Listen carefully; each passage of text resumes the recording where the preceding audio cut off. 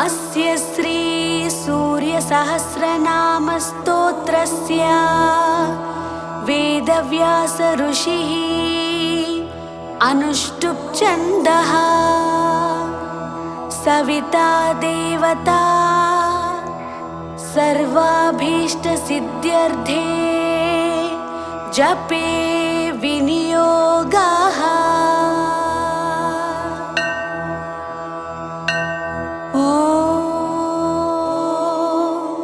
विश्वविद्विश्वजित्कर्ता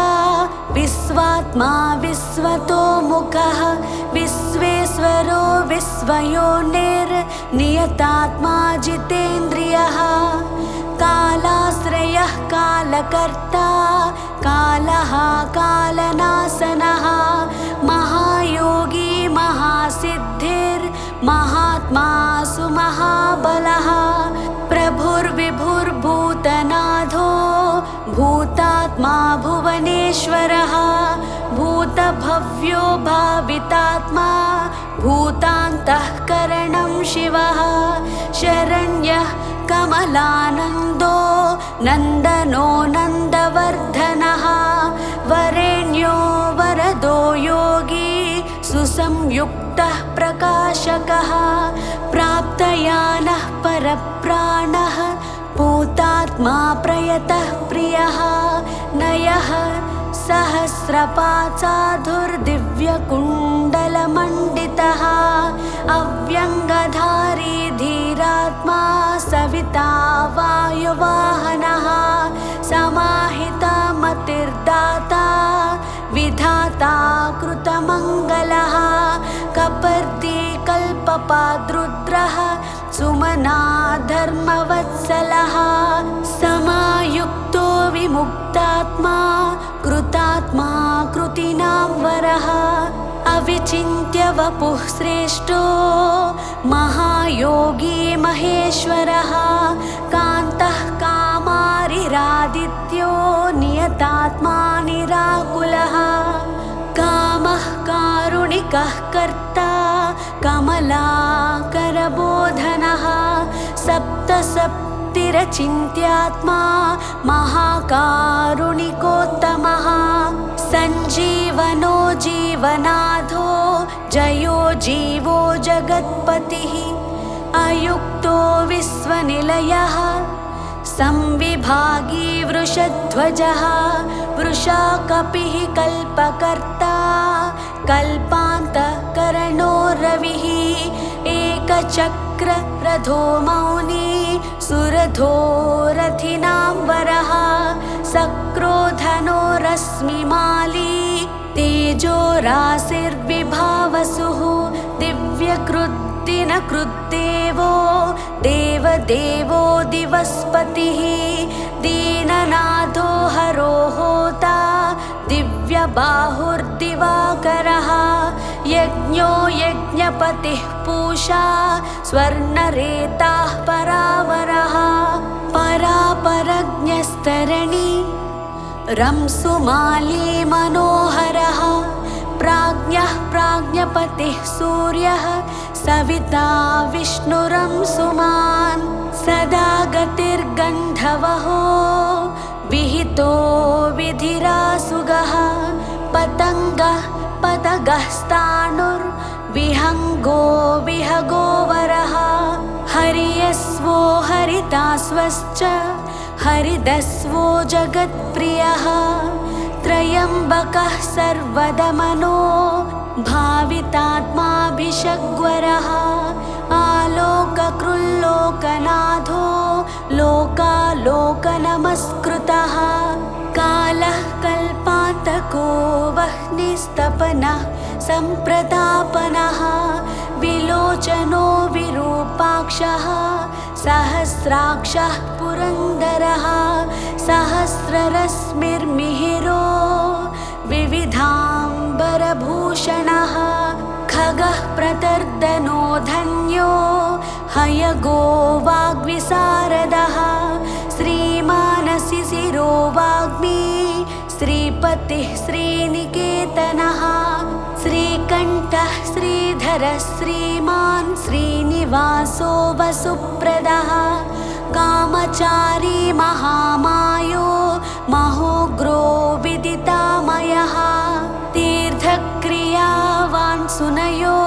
विभक्तो भक्तवत्सलः कीर्तिः कीर्तिकरो नित्यः कुण्डलीकवचीरथी हिरण्यरेताः सप्ताश्वः प्रयतात्मा परन्तपः बुद्धिमान् मरश्रेष्ठो रोचिष्णुः पाकशासनः समुद्रो धनदो धाता मान्धाता कस्मलापहः तमोघ्नो द्वान्तः वह्निर्होतान्तः करणो गुहः पशुमान् प्रयतानन्दो भूते सह श्रीमतां वरः नित्योदितो नित्यरथः सुरेशः सुरपूजितः अजितो विजितो जेता जङ्गमस्थावरात्मकः जीवानन्दो नित्यगामी विजेता विजयप्रदः पर्जन्योऽग्निः स्थितिस्तेयः स्थविरोध निरञ्जनः प्रद्योतनोरधारूढः सर्वलोकप्रकाशकः ध्रुवो मेषी महावीर्यो हंसः संसारतारकः सृष्टिकर्ता क्रियाहेतुर्मार्तण्डो मरुतां पतिः मरुत्वान् दहनस्त्वष्टा भगो भर्गोर्यमाकपिः वरुणेशो जगन्नाथः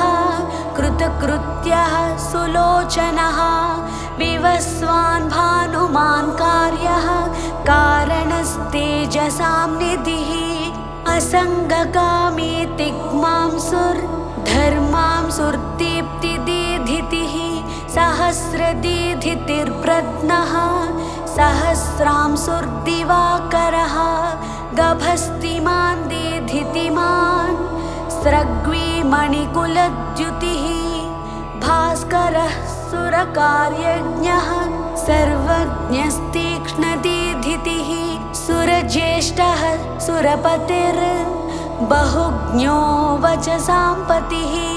तेजोनिधिर्बृहत्तेजा बृहत्कीर्तिबृहस्पतिः अहिमानोर्जितो धीमा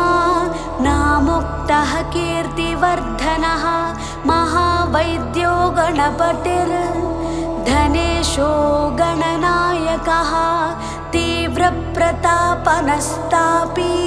तापनो विश्वतापनः कार्तस्वरो ऋषिकेशः पद्मानन्दोऽतिनन्दितः पद्मनाभो मृताहारः स्थितिमान् केतुमान्नभः अनाद्यन्तोच्युतो विश्वो विश्वामित्रो घृणिर्विराट् आमुक्तकवचो वाग्मी कञ्चुकी विश्वभावनः अनिमित्तगतिः श्रेष्ठः शरण्यः सर्वतोमुखः विगाही वेणुरसः समायुक्तः समाक्रतुः धर्मकेतुर्धर्मरतिः संहर्ता संयमो यमः प्रणतार्तिहरो वायुः सिद्धकार्यो जनेश्वरः नभो विगाहनः सत्यः सवितात्मा मनोहरः हारी हरिर्हरो वायुर्ऋतुः कालानलद्युतिः सुखसेव्यो महातेजा जगतामेककारणम् महेन्द्रो विष्णुतः स्तोत्रं स्तुतिहेतुः प्रभाकरः सहस्रकर आयुष्मान् अरोषः सुखदः सुखी व्याधिः सुखदः सौख्यं कल्याणः कलताम्बरः आरोग्यकारणं सिद्धिर्वृद्धिर्बृहस्पतिः हिरण्यरेता आरोग्यं विद्या क्रोधो महान् प्राणवान् धृतिमान् घर्मो घर्मकर्ता रुचिप्रदः सर्वप्रियः सर्वसहः सर्वशत्रुविनाशनः प्रांसुर्विद्योतनोद्योतः सहस्रकिरणः कृती केयूरीभूषणोद्भासी भासितो भासनो नलः शरण्यार्तिहरो होता खद्योतः खगसत्तमः सर्वद्योतो भवद्योतः सर्वद्युतिकरो मतः कल्याणः कल्याणकरः कल्यः कल्यकरः कविः कल्याणकृत् कल्यवपुः सर्वकल्याणभाजनम् शान्तिप्रियः प्रसन्नात्मा प्रशान्तः प्रशमप्रियः उदारकर्मा सुनयः सुवर्चा वर्चसोज्ज्वलः वर्चस्वी वर्चसामीस त्रैलोकेशो वसानुगः तेजस्वी सुयसा वर्ष्मी वर्णाध्यक्षो बलिप्रियः यशस्वी तेजो निलयस्तेजस्वी प्रकृतिस्थितः आकाशगः शीघ्रगति रासुगो गतिमान् खगः गोपतिर्ग्रहदेवेशो गोमानेकः प्रभञ्जनः जनिता प्रजनो जीवो दीपः सर्वप्रकाशकः सर्वसाक्षी योगनित्यो नभस्वानसुरान्तकः रक्षोघ्नो विघ्नशमनः किरीटी सुमनः प्रियः मरीचिमाली सुमतिः कृताभिज्ञविशेषकः शिष्टाचारः शुभाचारः स्वचाराचारतत्परः मन्दारो माठरो वेणुः क्षुधापः क्ष्मापतिर्गुरुः सुविशिष्टो विशिष्टात्मा विधेयो ज्ञानशोभनः महाश्वेतः प्रियो ज्ञेयः सामगो मोक्षदायकः सर्ववेदप्रगीतात्मा सर्ववेदलयो महान् वेदमूर्तिश्चतुर्वेदो वेदभृद्वेदपारगः क्रियावानसितो जिष्णुर्वरीयां सुरवरप्रदः व्रतचारी व्रतधरो लोकबन्धुरलङ्कृतः अलङ्काराक्षरो वेद्यो विद्यावान् विदिताशयः आकारो भूषणो भूष्यो भूष्णुर्भुवनपूजितः चक्रपाणिर्ध्वजधरः सुरेशो लोकवत्सलः वाग्मिपतिर्महाबाहुः प्रकृतिर्विकृतिर्गुणः अन्धकारापहः श्रेष्ठो युगावर्तो युगादिकृत् अप्रमेयः सदा योगी निरहङ्कार ईश्वरः शुभप्रदः शुभशास्ता शुभकर्मा शुभप्रदः सत्यवान् श्रुतिमानुच्चैर्नकारो वृद्धिदो नलः जलभृद्बलदो बन्धुर्मतिमान् बलिनां वरः अनङ्गो नागराजेन्द्रः पद्मयो निर्गणेश्वरः संवत्सर ऋतुर्नेता कालचक्रप्रवर्तकः पद्मेक्षणः पद्मयोनिः प्रभावानमरः प्रभुः सुमूर्तिः सुमतिः सोमो गोविन्दो जगदादिजः पीतवासाः कृष्णवासा दिग्वासास्त्विन्द्रियातिगः अतीन्द्रियोऽनेकरूपः स्कन्दः परपुरञ्जयः शक्तिमान् जलधृग्भास्वान् मोक्षहेतुरयो निजः स सर्वदर्शी जितादर्शो दुःस्वप्ना शुभनासनः माङ्गल्यकर्ता तरणिर्वेगवान् कस्मलापहः स्पष्टाक्षरो महामन्त्रो विशाखो यजनप्रियः विश्वकर्मा महाशक्तिर्द्युतिरीशो विहङ्गमः विचक्षणो दक्ष इन्द्रः प्रत्यूषः प्रियदर्शनः अखिन्नो वेदनिलयो वेदविद्विदिताशयः प्रभाकरोचितरिपुः सुजनो ऋणसारथिः कुनासी सुरतः स्कन्दो महितोऽभिमतो गुरुः ग्रहराजो ग्रहनक्षत्रमण्डलः भास्करः सततानन्दो नन्दनो नरवाहनः मङ्गलोध मङ्गलवान् माङ्गल्यो मङ्गलावहः मङ्गल्यचारुचरितः शीर्णः सर्वव्रतो व्रती चतुर्मुखः पद्ममाली पूतात्मा प्रणतार्तिः अकिञ्चनः सतामीशो निर्गुणो गुणवान् शुचिः सम्पूर्णः पुण्डरीकाक्षो विधेयो योगतत्परः सहस्रांशुः क्रतुमतिः सर्वज्ञः सुमतिः सुवाक् सुवाहनो माल्यदामा कृताहारो हरिप्रियः ब्रह्मा प्रचेताः प्रतितः प्रयतात्मा स्थिरात्मकः शतविन्दुः शतमुखो गरीयाननलप्रभः धीरो महत्तरो विप्रः पुराणपुरुषोत्तमः विद्याराजाधिराजो हि विद्यावान् भूतिदः स्थितः अनिर्देश्य वपुः श्रीमान् विपाप्मा बहुमङ्गलः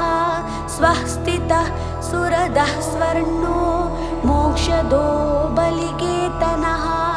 निर्द्वन्द्वो द्वन्द्वः स्वर्गः सर्वगः सम्प्रकाशकः दयालुः सूक्ष्मदीक्षान्तिः क्षेमस्थितिप्रियः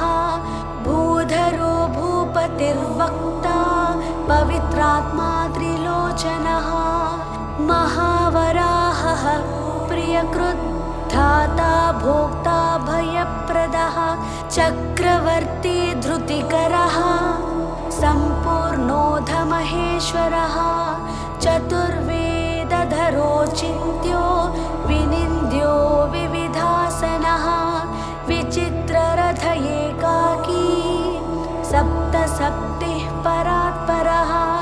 सर्वोदधिस्थितिकरः स्थितिस्थेयः स्थितिप्रियः निष्कलः पुष्कलो विभुर् वसुमान् वासवप्रियः पशुमान् वासवस्वामी वसुधामा वसुप्रदः बलवान् ज्ञानवांस्तत्त्वा मोङ्कारस्त्रिषु संस्थितः सङ्कल्पयो निर्दिनकृद् भगवान् कारणापहः नीलकण्ठो धनाध्यक्षश्च चतुर्वेद प्रियं वदः वषट्कारोद्गाता होता स्वाहाकारो हुताहुतिः जनार्दनो जनानन्दो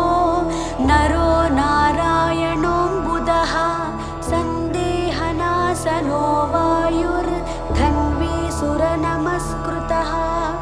विग्रही विमलो विन्दुर्विशोको विमलद्युतिः द्युतिमान् द्योतनो विद्युत् विद्यावान् विदितो बली घर्मदो हिमदो हासः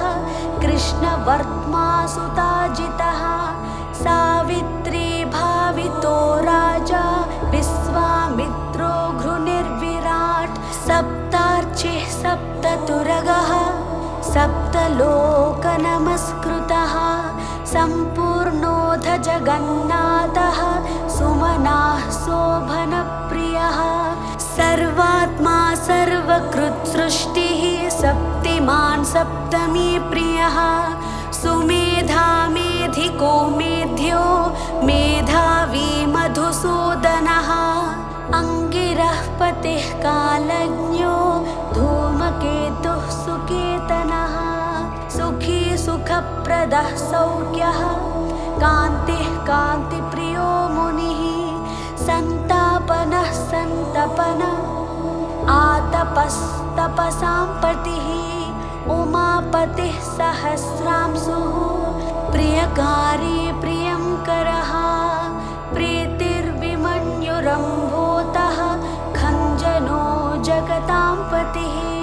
जगत्पिता प्रीतमनाः सर्वः कर्मो गुहोचलः सर्वगो जगदानन्दो जगन्नेता सुरारिः श्रेयः श्रेयस्करो ज्यायान् महानुत्तम उद्भवः उत्तमो मेरुमेयोध धरणो धरणीधरः धराध्यक्षो धर्मराजो धर्माधर्मप्रवर्तकः रथाध्यक्षो रथगति स्तरुणस्तनितो नलः उत्तरोऽनुत्तरस्तापि अवाक्पतिरपां पतिः पुण्यसङ्कीर्तनः पुण्यो हेतुर्लोकत्रयाश्रयः स्वर्भानुर्विगतानन्दो विशिष्टोत्कृष्टकर्मकृत् व्याधिप्रणाशनः क्षेमः शूरः सर्वजिताम्बरः एकरथो रथाधीशः पिता शनैश्चरस्य हि वैवस्वतः गुरुर्मृत्युर्धर्मनित्यो महाव्रतः प्रलम्बहारसञ्चारी प्रद्योतो द्योतितानलः सन्तापहृत्परो मन्त्रो मन्त्रमूर्तिर्महाबलः श्रेष्ठात्मा सुप्रियः शम्भुर्मरुतामीश्वरेश्वरः संसारगतिविच्छेता संसारार्णवतारकः सप्तजिह्वाः सहस्रार्ची रत्नगर्भोपराजितः धर्मकेतुरमेयात्मा धर्माधर्मवरप्रदः लोकसाक्षी लोकगुरुर् लोकेशश्चण्डवाहनः धर्मयूपो यूपवृक्षो धनुष्पाणिर्धनुर्धनः पिनाकदृग्महोत्साहो महामायो महासनः वीरः शक्तिमतां श्रेष्ठः सर्वशस्त्रभृतांवरः ज्ञानगम्यो दुराराध्यो लोहितांगो विवर्धनः खगोन्धो धर्मदो नित्यो धर्मकृच्चित्रविक्रमः भगवानात्मवान् मन्त्र त्र्यक्षरो नीललोहितः एकोनेकस्त्रयी कालः सविता समितिञ्जयः सार्ज्ञधन्वानलो भीमः सर्वप्रहरणायुधः सुकर्मा परमेष्टि च नाकपाली दिवि स्थितः वदान्यो वासुकिर्वैद्य आत्रेयोधपराक्रमः द्वापरः परमोदारः परमो ब्रह्मचर्यवान् उदीच्य वेशो मुकुटी पद्महस्तो हिमांशुभृत् सितः प्रसन्नवदनः पद्मोदरनिभाननः सायं दिवा दिव्यवपुर निर्देश्यो महालयः महारथो महानीसः शेषः सत्वरजस्तमः धृतातपत्रप्रतिमो विमर्शी निर्णयः स्थितः अहिंसकः शुद्धमतिर् द्वितीयो विवर्धनः सर्वदो धनदो मोक्षो विहारी बहुदायकः चारुरात्रिहरो नाथो भगवान् सर्वगोव्ययः मनोहरवपुः शुभ्रः शोभनः सुप्रभावनः सुप्रभावः सुप्रतापः सुनेत्रो दिग्विदिक्पतिः राज्ञी प्रियः शब्दकरो ग्रहे षष्टि मिरापहः सैम्यके रिपुर्देवो वरदो वरनायकः चतुर्भुजो महायोगी योगीश्वरपतिस्तथा अनादिरूपोदितिजो रत्नकान्तिः प्रभामयः जगत्प्रदीपो विस्तीर्णो महाविस्तीर्णमण्डलः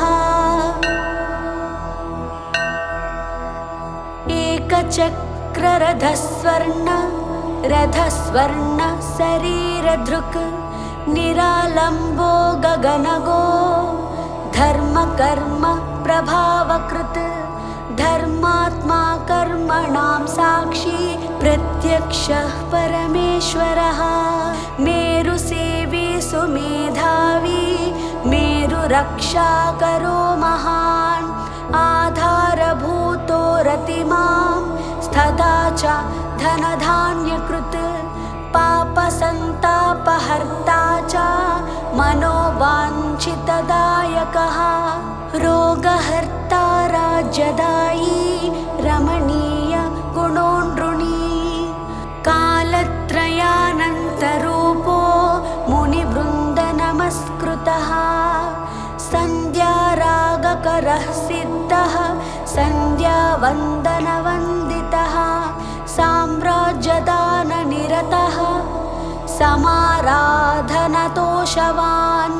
भक्तदुःखक्षयकरो भवसागरतारकः भयापहर्ता भगवान् न प्रमेयपराक्रमः मनुस्वामी मनुपतिर्मान्यो मन्वन्तराधिपः इति श्रीभविष्यपुराणे सप्तमकल्पे श्रीभगवत्सूर्यस्य सहस्रनामस्तोत्रम् सम्पूर्णम्।